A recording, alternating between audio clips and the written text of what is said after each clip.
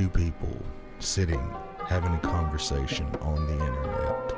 You sit and think and wonder to yourself, is this a podcast? Hello and welcome to episode 16 of Is This a Podcast? Today I have my guest Joli Rx, who hosts the Blue Mic, the Zoom mic that is online. How are you doing today, Joli? I'm so thrilled to see you again. Oh yeah, it's great to see you too. How have you been?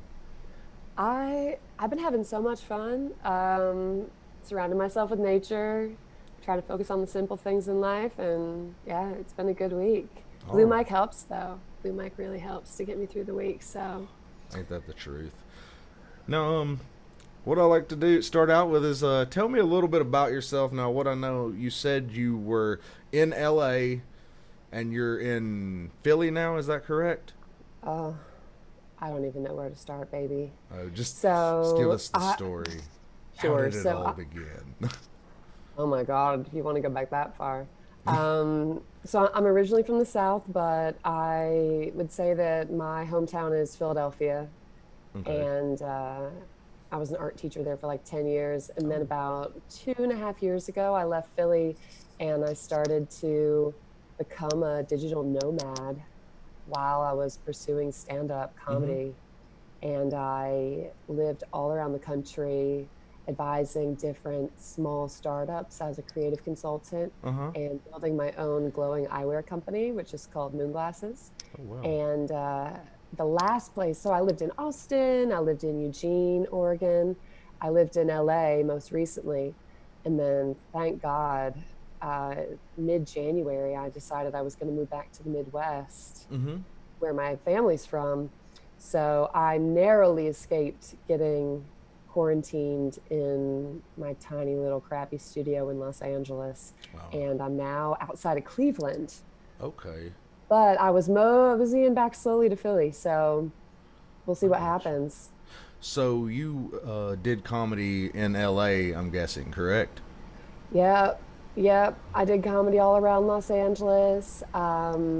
And then I actually moved back here to Cleveland because I had a gig writing for a new sitcom that's going to be on Amazon Prime in the fall. Oh wow. But, things are kind of up in the air now. So, Definitely.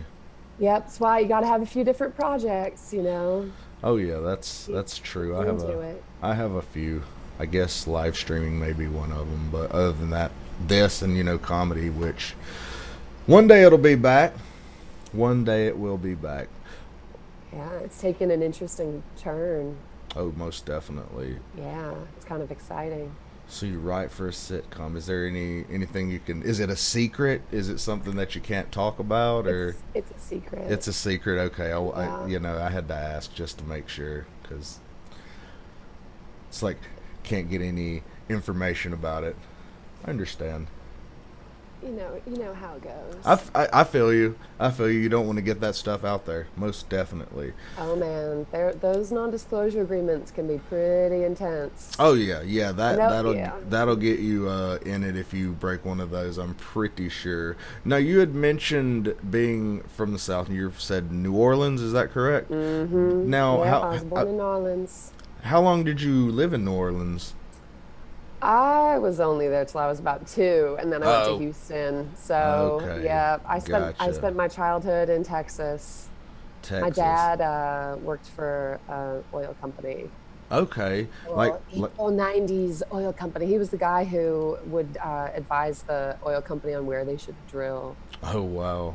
Yeah. So it was like not on like the ocean or whatever, not like an oil rig in the Gulf, but it was like actual oil, like the little things they have out on the side. What are they called? Derricks or whatever, I think. Oh man, it was all over. I mean, before I was born, they were in Pensacola, and then New Orleans, then Houston. But he was doing lots of trips to Colorado, to Alaska. There was a point where we almost moved to Jakarta. What country Jakarta. is Jakarta in? I'm Indonesia? sure. I guess But I have no clue. thankfully, Sounds. yeah, we didn't. We ended up not sticking around. When I was in late elementary school, we kind of liberated ourselves from the oil barons and moved up to Amish country Ah, in central Pennsylvania. So, gotcha. Now, I know where I was from, we had Amish people too, but I don't know if they were the same. I think they always called them the Mennonites. And they, like, had the little horse and carriage, didn't have any of the electricity or any of that stuff, and, everybody would always go buy, like, jam and furniture and vegetables from them. mm-hmm, mm-hmm. Is it pretty They much get this? good cabinets. Yeah, they freaking can make the hell out of some furniture. Like, Oh yeah. so it's like, I guess they're the same type of Amish people, I'm guessing. I can't Can't, speak with authority, can't, but I know that the Mennonites are allowed to, they allow themselves more privileges of the industrial world than the Amish do. now, The Amish don't have electricity, and yeah, I think the Mennonites might do a bit with that and other stuff. So. gotcha. Understandable. But they wear similar clothes. So, yeah, they wear the same hats, and they probably have the same beards. I could probably fit in for a Amish person, maybe if I I, had the hat. I bet if you undid that curl, I'd Yeah, love to hear what they had to say if they sized you up with that nice mustache. I don't know what they'd think of me. They'd probably think I was somebody trying to come around and take advantage of them, and build a railroad through their land. Yep, with your big suspenders. Yeah. Yes. Oh yeah, I bet they get that a lot too. Oh yes. But they're expanding. They're a fascinating community because the numbers just keep growing, Yeah. but they're totally off the grid from us. Well, that's probably because they don't use prophylactics, because they probably don't believe in that. Yeah, it must be through birth. Yeah, I don't it's know if gotta they be. would onboard someone like me or you. I don't know, unless like there's really some secret alien race that pretends to be like, all simple and stuff, and they have these underground breeding facilities. That's probably not the case though. Oh man, there's a script for you. I'm trying to think. My knowledge of sci-fi isn't really that extensive. I wonder Yeah. if there ever were any. Well, I don't know. The one thing that interests me the most about the Amish is that they don't allow their photos to be taken. Yeah, don't they believe that it'll take your soul, or is that like there's a lot of, I guess, people that actually believe that in like certain religions and countries, but it's the Amish too. That's crazy. Yeah. Well, I think I can kind of see where they're coming from. Yeah. I can kind of see where they're coming Yeah. All right. Let's go ahead and move on to one of my favorite topics now. I from. Sure. absolutely love hearing people's stories on drug trips. Anything interesting ever happened to you on a controlled substance that you'd like to share with us? Sure. All right. Man. Okay. I'll tell you about oh my goodness, the time that broke my mama's heart, and she didn't even know half of it. Yeah. In December of 2010, I traveled to Cambodia Uh huh. over Christmas by myself on a moment's notice to meet a person I had met in Amsterdam. Wow. When I was fresh out of college, I got a job working for an airport, Mm-hmm. for an airline. So there was like a short window of time in my 20s when I had the privilege of traveling the world for free in my spare time. That's awesome. It was, it made me who I am today, for better or worse, Uh huh. and my poor parents, because I don't think I really realized how terrified they were the whole time. Yeah. They were letting me push the envelope. But I ended up in Cambodia over Christmas Yeah. and staying with my new friend Ramon. Yeah. And it was nothing romantic. I had actually met him because I got stuck in Amsterdam because I couldn't get home from Denmark a couple months prior, blah, blah. Uh huh. But anyway, so in Cambodia, they have this thing called Happy Pizza. That Have you ever sounds. heard of Happy Pizza? No, but it sounds delicious. I like pizza. It's like the yummiest pizza you're ever gonna have. Uh huh. And, but, so it's one of those touristy things, Mm-hmm. and as a tourist and as a backpacker at the time, you'd hear about Happy Pizza. And for me, I felt like I'd been around the block and I was like, oh, this isn't going to be anything. Happy Pizza has marijuana under the cheese. Oh, wow. So, Yeah. like an edible?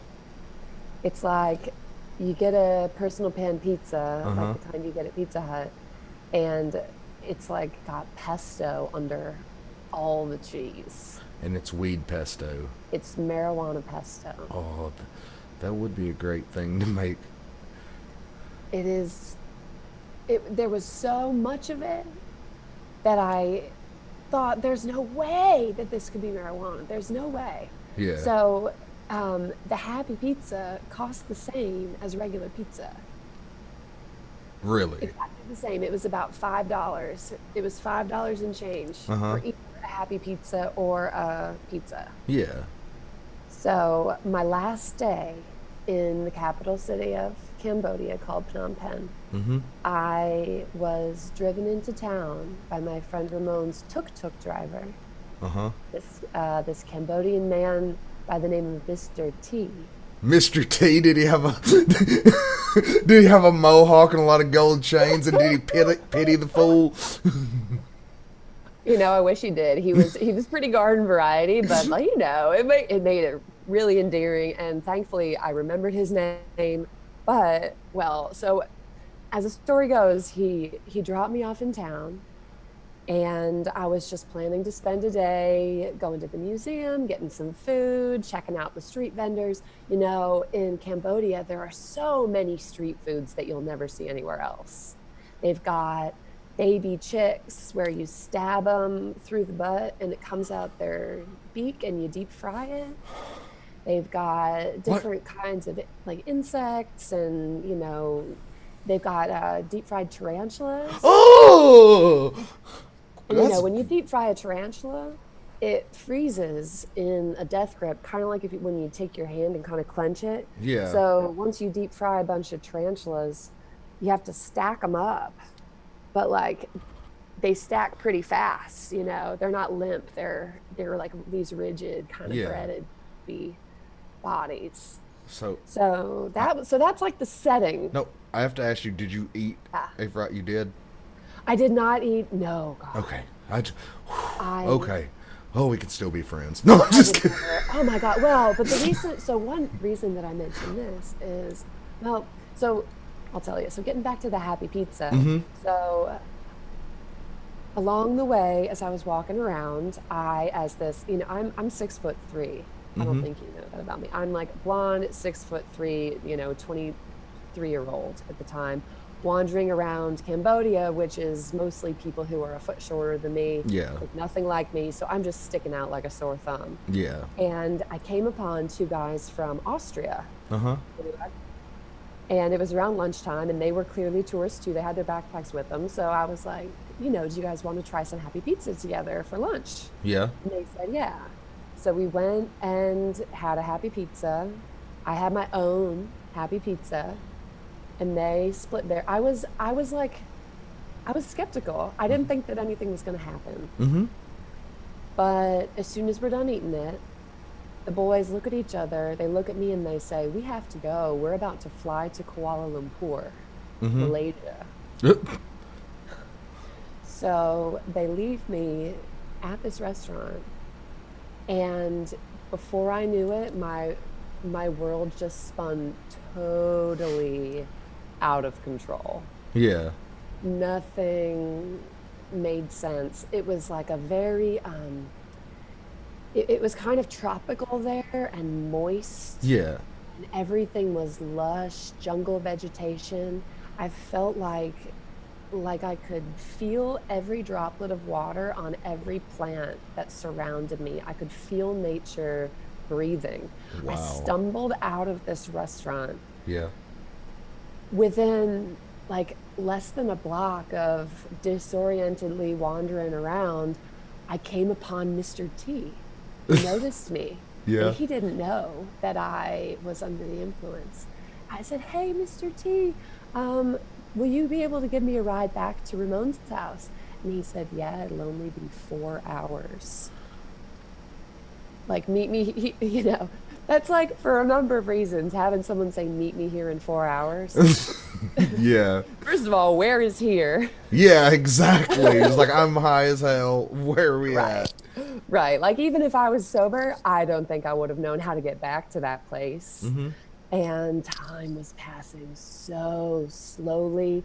And I felt like such an outsider Yeah. already that, oh, when I was already, so I was such an awkward, like baby newborn giraffe at this age, Yeah. I was just like, so I was like, okay, Mr. T. And I didn't want him to know that I had eaten happy. I should have told him, but I didn't. Yeah. So I was stumbling around, baby. I stumbled into the Cambodian, like, National Museum of Art, which is full of, like, I don't know if you watch Ancient Aliens Yeah. or like any of those old, you know, yeah. Well, needless to say, so my background is in the history of art, and at Mm-hmm. the time I was working at an art museum, so like it was could have been a nerding out thing for me. Yeah. But inside that museum, all I remember is number one, there were signs everywhere that said no photos. You can't take any Yeah, photos. yeah, that's a normal practice. I was a security guard at an art museum, and we like some of the exhibitions you couldn't. Right. Well, put yourself in the perspective of being spinning out of control, coming into a place where I was seeing stuff that looked unlike anything I had ever seen before. Like massive carved stone heads, like the size of a hot tub, Oh you wow. know, with like faces on them that were just so fascinating and strange. Like if I had been sober, it would have been amazing, Yeah. but I was high, and and then it said you couldn't take a picture. So here, oh, and it's like, oh, this stuff's all from like the 12th and 13th century. It's Wow. like 700-year-old stuff. I was like, oh my God, I'm uncovering this alien conspiracy. They don't want anyone in the Western world to know about this. And it was so wild. So by the time I got out of the museum, I realized I had lost my camera. And I went back in and someone had stolen it. It had Oh. like 10 days of travel photos in it because I was also in Thailand. Yeah. So my camera's gone. This was in 2010, so there were no cell phones. Yeah. There was no GPS. I didn't have a map. Yeah. And thank God somehow I ended up getting reunited with Mr. T. I, I think what I did was I planted myself in a different restaurant where I could see the place where I was going to meet him. And I just like awkwardly ate a meal at a really awkward time of day with no one else in the restaurant and everyone in there just looking at me like, who is this chick? So I'll accelerate the end of this story. So basically, Mr. T comes, he throws me in the back of his tuk-tuk. I Yeah. remember, a tuk-tuk is like a motorbike that has like a carriage on the back. Yeah. So this one was kind of like a wagon. It was like a little covered wagon. And Yeah. I remember just laying in the back of it, looking at the road, passing as like the sun is setting, just like my head was just waggling. Oh So we wow. get back, and it's the day that I have to leave the country also. My friend did not know that I was still tripping. I ate so much weed. I cannot tell you how much weed I ate. But here's how much weed I ate. I got packed up. I went to the airport. They made me do an exit exam to get out of that country. I do not know how I did it. I had to pay to leave Cambodia. It was not the way that American customs works. It was totally crazy. If they knew I was high, they wouldn't have probably let me go on the plane. Yeah. I passed out, and 7 hours later, I woke up in Seoul, South Korea, and was still high. Oh, I've had that happen with edibles one time. I had a roommate and he made brownies, but he didn't do it by making butter. He dumped a bunch of this dirt shit weed in the brownie mix and baked it. And I ate like a whole one and got so fucking high. Went to sleep for like 6 hours, woke up and I was still fucking high. It was pretty great, but eating those brownies made me not like brownies because the taste of weed is horrible. Yeah. Pot brownies can be bad unless the person who makes them like does it for a living. Yeah. And they're out there. I've found the best thing to make it with if you're using butter is I always go to Safeway and they have these peanut butter cookies. You just put an egg and your butter in, and peanut butter masks the taste of almost anything that you could eat that's drug related, in my opinion. I eat it with everything. Man, I'm getting jealous now because you're over there in California and I'm in Ohio right now. What's There round is on both ends and no high in the middle? My uncle told me my that joke. destiny. Yeah. Ohio. That's pretty Yeah. cool. So we don't have any No, no marijuana it here. it I forget that it's still illegal in places. As when I came out here from the South where it was illegal, I got out here and I was still paranoid about smoking because I'm like, this is illegal, and then I was like, wait a minute, isn't illegal, and now I'm just like, I don't care. It's like smoking the streets, whatever, even though you're not supposed to do that. Oh yeah. Can I tell another drug story? Of course, of Quickie? course. It relates to what you're Uh saying. huh. So, once I quit the airline Mhm. back in the day, this was like 2011, 2012. Yeah. Back in 2012, after I quit the airline, I decided I was going to take every Amtrak train across the country as like my next way to travel and see the world Mhm. while working or whatever. But like the long haul, like 60-hour trains, like Yeah. I've gone like Chicago all the way to Sacramento, and Yeah. but I was on this train once from San Francisco back to Chicago, and I met this cool chick on the train, and we started. Well, she had weed, and she Mhm. had like one of those little like her own private compartment in the Yeah. train, and I'd never been in one. So we go in. Of course, I was so gullible at the time. She's like, "Yeah, if you smoke it and just breathe it into a tissue, nothing will happen. It'll be fine. No, like the tissue will mask the smell." Yeah. I don't know why I bought that bull crap. So anyway, we did that, and before we know it, baby, knock, knock, knocking on our door was literally like a super trooper style, like aviator sunglasses, big old square jaw, like he couldn't like That's chewing a funny. toothpick style Amtrak conductor. And he looked in, he's like, "I think I smell marijuana in here." He's like, "Are you ladies smoking reefer?" And we were just totally silent. He's like, "We're about to pull into Reno, Nevada," where at the time weed was still illegal, Uh huh. right? It's now legalized throughout the state of Nevada, but at this time it was still illegal. Yeah. He's like, "We're about to pull into Reno, Nevada. Whenever we smell there's marijuana on the train, we call ahead and we get the cops to come with their dogs to the platform." He's like, he's like, "Now we can smell that marijuana throughout the entire train. It's pumping it through the ventilation system so everyone can smell it." And we're just totally quiet. Like we did not say we had it. He's like, "I'm gonna come back in 5 minutes and you're gonna hand me every bit of marijuana and paraphernalia that you have." And he's like, he's not a cop. Yeah. We didn't know his credibility, but we were so scared. And like, she didn't even have a lot of pot. Yeah. Oh, but what killed me was he's like, verbatim, he's like, "You're gonna hand me your weed. I'm gonna throw it out the window of the train." That's what he's telling these gullible girls. Yeah. He pocketed it. He's like, "I'm gonna throw it out the window of the train, and then you're gonna know that I threw it out the train because I'm gonna bring you back the empty bag." But we gave it to him. We gave it to him. We Yeah. scrubbed our hands of that. That's freaking funny. But man, like those were different days, Oh, yeah. People have just loosened up so much. It's been wild to see it. Yeah.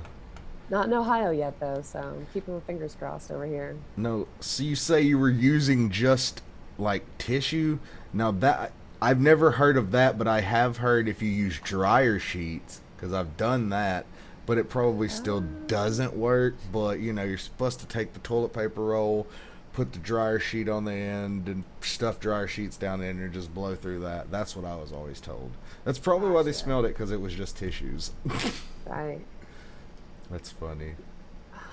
That is I've pretty. never felt so terrified. Oh, I can I've been such a imagine. goody two shoes. Like I'd Yes. never been confronted by a cop ever before that time. So, knock on wood. Yeah. I know that one time I had a instance where me and some friends had parked at a park, and they were rolling up a blunt, and I only had a little bit of weed, but they got it rolled, and I saw a car turned in the park, and I'm like, go throw that out.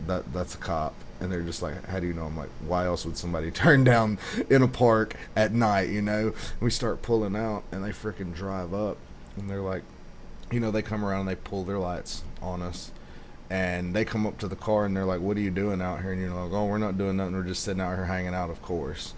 And then, like, I knew they were going to search the car. So what they did, like, my friend who was in the passenger seat, I had a friend in the back seat. She took the stuff and she stuffed it down her bra, like, she's a bigger girl, but yeah, you couldn't tell. And then the police, they came up and they're like, do you have any drugs or anything in the car?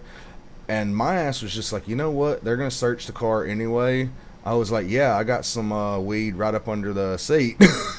And this is in the South. Yeah, he was like, okay, is there anything else? I'm like, no. And like, here you go. They don't. It was like, did they know you had? I'm like, no, they didn't know I had that here. And he like took it. Then they searched my car and they found my like actual prescribed medication in the console. I was like, what's that? I'm like, I take that for seizures and whatnot. Or was it seizures or bipolar? Probably both. No. But no, yeah, and then they freaking took me back to the car. They read me my rights for some reason and then let me go.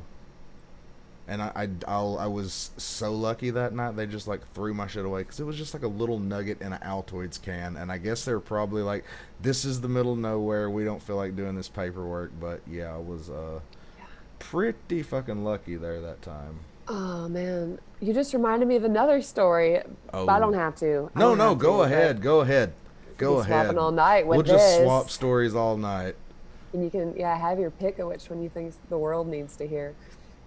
All Maybe right. all of them. No. So here's a story similar to you. There was like governmental intervention, but for me, I didn't know if there were drugs or not. Uh huh. So uh, around this time, I was taking trains. I found myself in Seattle. I was heading to Vancouver, Uh huh. and I was about to take a bus to Vancouver. Like the next day, I was going to take a bus to Vancouver, and what do I know? I'm walking through a public park in Seattle, Green Lake, Seattle at sunset, and I see a friend of mine from the East Coast Oh over wow. there. Hadn't seen him in years. He's this like beautiful, majestic, hippie man with like long blonde curly hair. The last I had seen him was when he was just about to go to his first ever Burning Man on his way moving from Philly to Santa Cruz. So he had just started this California lifestyle and he was totally hippied out. So we ran into each other and I was like, "Hey, Tim, I'm going to Vancouver tomorrow." He's like, "No way." He said, "I'm going to Vancouver tomorrow too." He said, "I'm going to Vancouver because I am meeting with like a homeopathic medicine, like a professional degree program that I'm curious about." Yeah. He said, "Do you want to ride to Vancouver?" Vancouver, British Columbia, right? So like over the Canadian border from Yeah. Seattle. And I was like, "Hell yeah, I'd rather ride with you." I mean, it was a long ride. Beautiful, beautiful boy, friend from long ago. Just like it seemed perfect, right? Yeah. So the next day, I'm all packed up. I'm in Seattle. Tim comes to pick me up. I jump in his car. It is like the beater-ist Santa Cruz beach bum, little like old school. Like I don't even remember what kind of car it was, but it's a kind of I would think of it as being like an early '90s hatchback kind of Yeah. thing. The the dashboard was covered in stuff that he like found in the woods and was inspired by. Uh huh. So he's got like moss and like lichen and like a twig and Yeah. like crystals. Basically, it looks like a freaking like a stoner's basement that's like like on wheels. Yeah. So, and he's just his hippie self. So anyway, we take off driving toward the border. And that's when I start to think, "Oh my God, I wonder if Tim has any weed in this car." Because like we haven't really connected in a while, and he didn't really smoke weed back when I knew him in Philly, but he's been in California now for a bit of time, and Yeah. it wouldn't surprise me. So, long story short, we get to the Vancouver border. There are cars lined up for like a mile. It was a Yeah. really busy time of day. Cars are at a standstill. We're at a standstill. We can see the guard little kiosks that are like Yeah. up along the way. So we're idling there. We're like, oh my God, we're going to be late to the thing we have to go to, blah, blah. And Tim has the brilliant idea, being this like reformed, like new hippie boy, hippie Yeah. nature boy. He is going to, rather than letting his car idle Uh-huh. while we wait, he's going to turn it off, kick it into neutral. And then every time the car needs to advance, like the 12 feet of a length of car, he's going to get out and push it barefoot. It's gonna Fred Flintstone it. He is going to Fred Flintstone his car up to the Canadian border barefoot, smelling like, you know, incense, Yeah. with all these like antlers and like bird skulls and like crystals and like on his. So we get to the border. Uh-huh. What do you know? They detain us. Whoa. Didn't see that coming. I mean, geez, they probably saw him on the closed circuit TV like 20 minutes before we got there. They were Yeah. they were ready for us. He's like, this guy's pushing his car. That's why would you think to do that? That's Right? Is he trying to save gas, I guess? I mean, I know Yeah. gas was expensive, but at the same time, I mean, I guess save gas, get your exercise, win-win situation. Right. Like, oh, the carbon emissions, like whatever the flavor of the day is with like what he's trying to be an advocate for. So they detain us in the border patrol, and we watch as they totally search the car with dogs. Mm-hmm. We were there for about 2 hours.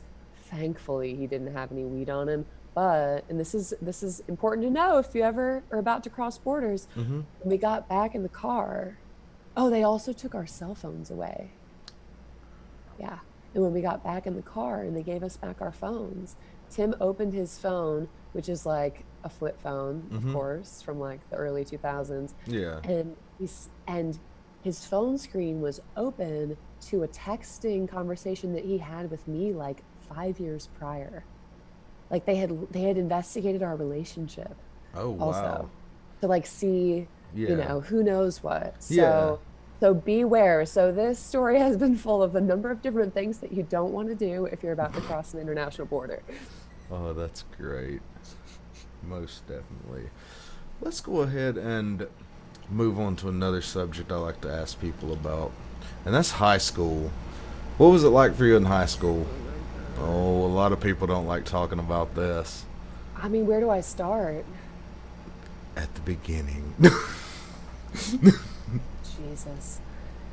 I was the most awkward child you've ever seen. I remember in the summer between my eighth and ninth grade year, Mm-hmm. the basketball coach came to me on the last day of eighth grade. He came to me and he called me Joe, right? My name is Joli, and I Yeah. hated it. He's like, Joe. I was like 5'10" at the time in eighth grade. He's like, Joe, when you get back to ninth grade in September, you better be 6 feet tall. Like, you better grow 2 inches this summer. And what do you know? I did. I grew 2 inches, but I was 6 feet tall, and I was still only like 115 pounds. Oh. Like, little. I was so thin and tall that I ended up quitting basketball because they would just like elbow me around, and I couldn't even stand up. Oh, wow. That's crazy. So I ended up doing volleyball, but I was in all the clubs and stuff, like, and I think that really is where like the root of my issues now come from. Like, I'm a gig economy person. Mm-hmm. Like, when I was a kid, I wish that I would have just picked one thing to do really well, but I was in all the different clubs, and all the different sports. And I Yeah. never well, like, it was all pretty mediocre. I had an advantage for sports because I was tall and long. Yeah. But Oh my gosh, it was just a mess.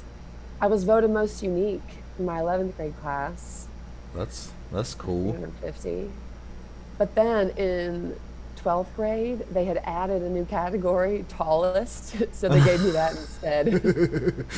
Oh, that's great. Oh my gosh. I dated a boy who looked exactly like me. What? That's weird. Like, he was like the tallest, blondest Uh huh. boy. And he was also voted tallest in 12th grade. It was the two of us. That's And like, that was funny. the last time I ever did that. I have never had a boyfriend taller than me. I've also been like married and like I've been engaged twice and married once. Uh, And I've never been with someone taller than me after high school. Like, I learned my lesson there. So I was not being superficial, but like I yeah, felt like it was what I was supposed to do. yeah. You're, Weird. you're I was great. I was in the suburbs. you're like no guys over 6 foot. Instead of the girls on Tinder just like I don't want anybody under 6 foot. Oh my Nobody gosh. over 6 foot. That's funny. It is tricky for me to see the really short chicks with the tall guys. That kind of hurts a little bit. I don't know short women or I don't know. I like short women, but Yeah, what I'm do you not like? against tall women either. Just I You're not know. against him yet. Ooh. Oh, You want to get against him? oh, no comment. This is a professional podcast. Oh, that's I'm right. just gonna That's right. drink my water now. All right, high school. We Oh, went through high man. school. Talked about New Orleans. Now, something else I do want to ask you about. I know Yeah. you started the Blue Mic, the Zoom room. Now, did you host any other mics before doing the Zoom room, or is this a thing that you decided just well, This obviously started because of the quarantine. I started this during quarantine. I So as I mentioned to you before we started recording, Mm-hmm. I've been writing comedy since like 2012. Yeah. And that's when I wrote my first sitcom pilot. It's when I studied improv and sketch writing, and I even studied clowning for a while. Oh wow. But throughout it all, I was a public school teacher.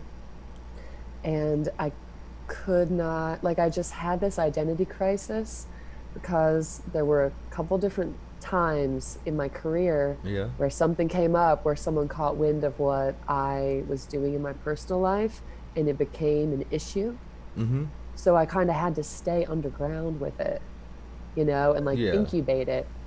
Like when I was in Philly, I was the lead body painter for the Naked Bike Ride one year. Oh And wow. photos came out on the front page of Philly.com of me naked on top of a van holding a microphone talking to 3,000 people. And my job was threatened for that, but like it was a protest. So Yeah. it was just tricky. So, and then once I finally did get started in stand up, and was started to do it seriously, Yeah. I also told myself that I was going to move around a lot. So, I've participated in stand up in a bunch of different cities, but finally, and thank God, I mean, I hate to say I love the fact that this pandemic happened, but right now I'm in this part of the world where, well, I can't participate in comedy, right? Comedy has dried up. Like, I Yeah. was able to be in one show here in Cleveland Mm-hmm. before the outbreak, but now that the pandemic has happened, there's been this like crazy renaissance of online opportunities for Oh, comedians, yeah. and it's just like it it makes me so happy because it lets me do what I've wanted to do all along. Because now that I'm hosting a mic, Yeah. you don't have to stay in one place because all you need is your computer. Exactly. So I. so yeah, so this is the first mic I'm hosting. Mm-hmm. But I've also, oh man, I'm such a digital nomad. I have a lot of behind the scenes projects and Mm-hmm. collaborations going on, that are mostly based in digital content creation Yeah. because I'm kind of skeptical that things are going to go back to normal very quickly. Yeah. And as much as I hate to admit it, I think that the internet is going to be the future of entertainment, and that it's actually going to be a great way for people to transcend mass media, and start to Yeah. take control again of getting their own message out there without That someone else telling that them how to do it. yeah, that is a good point. That is a good point. But at the time, I mean, social media is one of those things that's just you got so much garbage on it. Yeah. It is a lot Oh, of yeah. garbage. It is a lot of Oh, garbage. well, and another great thing about this pandemic in the comedy world, I mean, since it was that Displaced Comedians group that now has like 1,300 people Yeah. in it. Um, and through hosting this mic, I've probably had maybe 60 different comics participate so far. Yeah. And that number keeps growing every week. Uh, but now that I'm becoming connected with Mhm. comedians in other cities, Yeah. thank God they're filling up my news feed instead of old Crystal from middle school who's got 8 kids and works at the Jiffy Lube, Yes. because that's otherwise like she's the one I would have seen on my homepage, and Yeah. now it's people who I want to support. So That's awesome, though. I mean, yeah, I definitely feel you on that. Before I started doing comedy, there was like nothing but stupid bullshit and news articles on my news feed. And now, like, since I started doing comedy, nothing but comedy stuff. And it's like great. That's probably because I only like comedy stuff.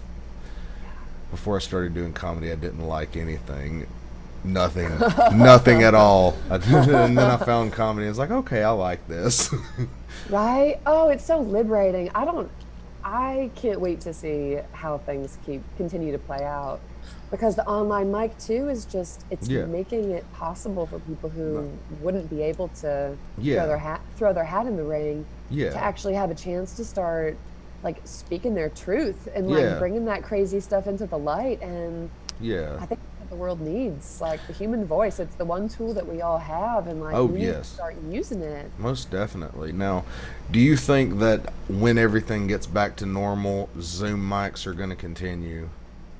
Oh geez. Because Well, I've I don't think asked that other. things are going to get back to normal.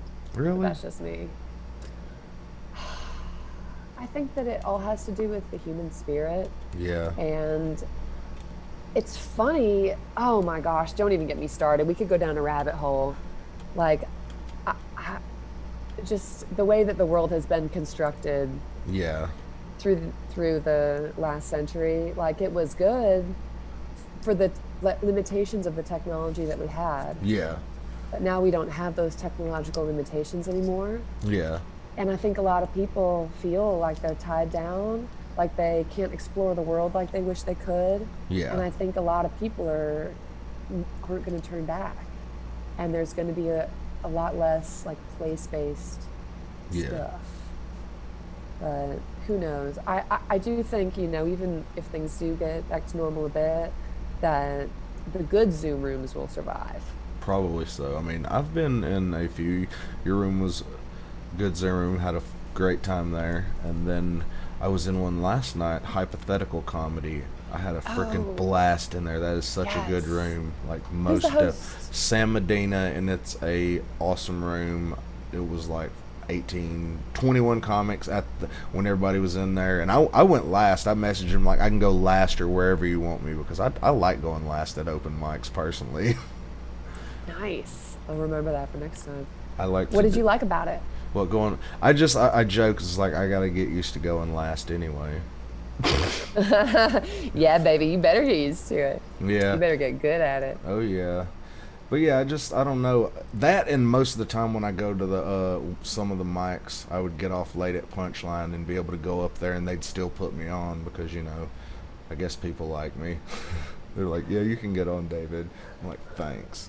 You know it. Oh, What's yeah. not to like?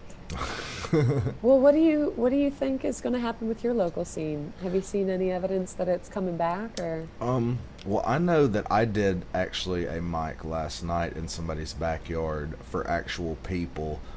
Oh my God, it was better than the best sex I've ever had.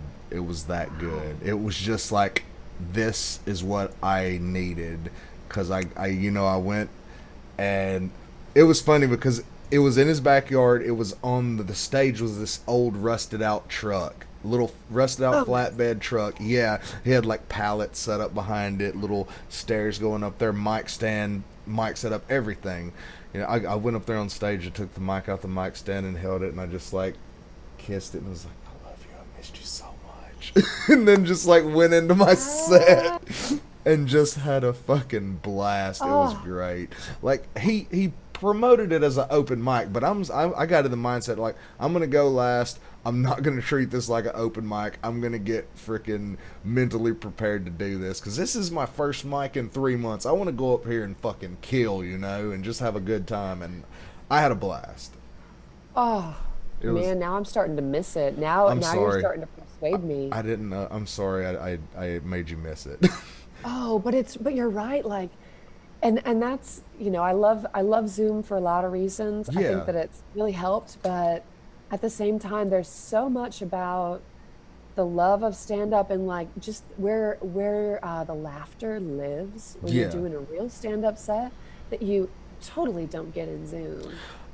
I have actually a couple times though. If it's like if people laugh, like if two, maybe three, hell, sometimes one. If one person's laughing at my stuff, I'll let you laugh. But yeah, I've gotten the feeling like I was on stage at one of the first Zoom mics I ever did because people were laughing at my jokes, and I was just like, this feels like I'm on stage. I'm getting somewhat some interaction. Now I've been to some bad Zoom mics too where it's just awkward and it's like, okay, this is weird.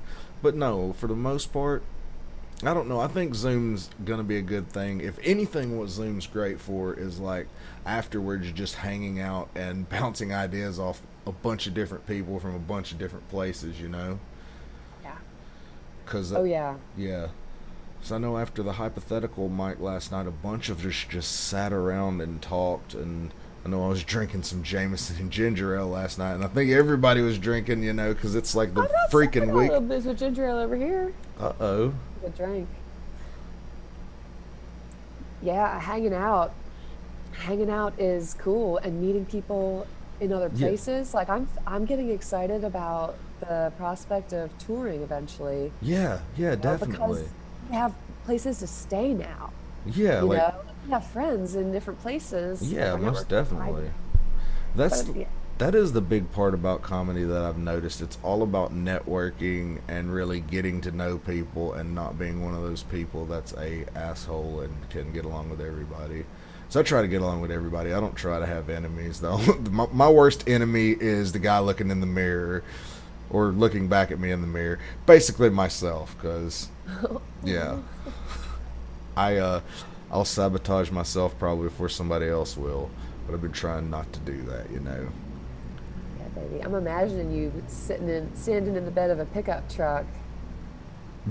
Yeah, I got some pictures taken, but you can't see. Like it was dark by the time I went up, and it was outside, and there were a lot of bugs.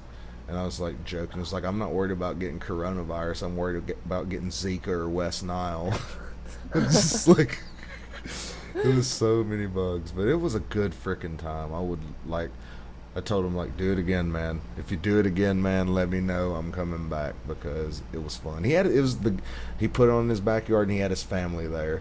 I started to make a joke. It's like old man tortures family with open mic comedy, but I didn't joke about that because oh, but yes, most definitely.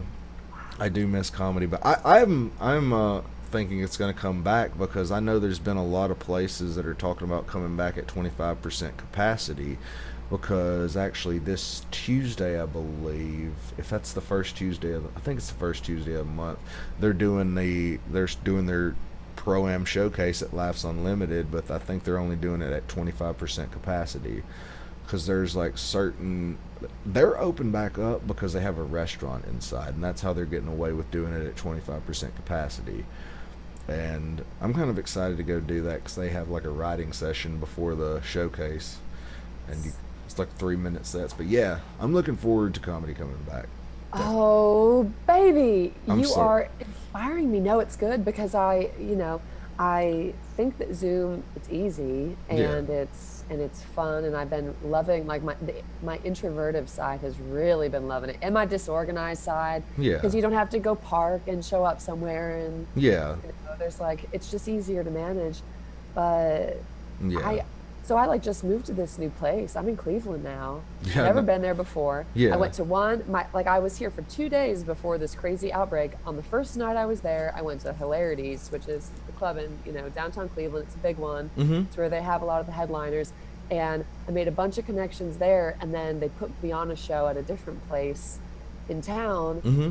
And but like I haven't even met anyone from the scene here Yeah. because of all this craziness, like I'm making friends with you and with, Yeah. people in, like People. what? Like Yeah. what? People in California and probably from like all over the place. Because like some of the people that are from like people from Malaysia. I don't remember who was on the mic the other night, but they were all very funny. I mean, I've like been in there with some funny people, like the dude. I think he was in your mic. Was that the guy that had the background of the guy butt fucking the turtle? I've seen him at two mics, and he's pretty funny. I think his name's Kevin. You know who I'm talking about? There's Kevin Brady. I think that might be him. He's got this. There's a statue behind him, and it looks like a guy's butt fucking a turtle to me. I'm just like, that's a weird Does he have statue. like big hair? Is he white? Yeah, yeah, yeah, He has yeah, like big hair. He looks yeah, almost like a hobbit, yeah. kind of like Kind. like Irish, Yeah, maybe. yeah. I think we might be thinking of the same guy. I think that Yeah. is who I'm talking about. But that dude's funny. Yeah, there's like a Oh lot yeah. of funny people. I mean, most definitely. I do like the Zoom mics if it's not for like not even have an audience. It's just like a bunch of comics that most of them are pretty cool. I haven't met anybody at a Zoom mic that's really been an asshole yet, but who knows? It could happen. True. Man, well, I think we lucked out making ours the theme of like blue comedy, Mm-hmm. because I think it's kept the riffraff out, ironically. Like I don't know. I've been in a bunch of different Zoom mics, Mm-hmm. and it seems to be more of a kind of crapshoot lottery with some of those. But our quality has been really high, but I don't know if it's because we like have a niche subject. Now, when you say blue comedy, that's like you're talking more. Did you not know this about the blue mic? I didn't. I'm sorry. Oh, I know I babe. wore blue, but I didn't know about the blue comedy. Oh, so blue comedy means like comedy that is about racy topics. Oh, then that okay, like dark comedy kind of. Well, so like people would say that Sarah Silverman is a blue comedian. Okay. They would say that Louis, that Anthony Jeselnik, Mm-hmm. that like actually they'd say that Carlin was a blue comedian. Like anything that's not kid friendly. Oh, my stuff's So, definitely not kid friendly. right. But Well, exactly. So you fit in without even knowing it. yeah, yeah. But I'm like a lot of our stuff is like it's like topics related to sex and okay. race, and See, it's not like it's yeah. still humor, and but I think because there's this like niche subject, Yeah. people are trying really hard to find a set where they can talk about this kind of thing but still If like not make any enemies. oh man, if you're talking about sex, if I would have known that, I have like so many dirty perverted sex jokes. Oh. God, like it's either dirty perverted sex jokes, suicide jokes, or just some absurd jokes. Anyway, let's go ahead and bring it to a close. Now, what I like to do at the end, I know nothing's really going on now due to the quarantine, but I know what are your plans for the future with your comedy? That is a great question. At the beginning of the year, Mm-hmm. I told it myself.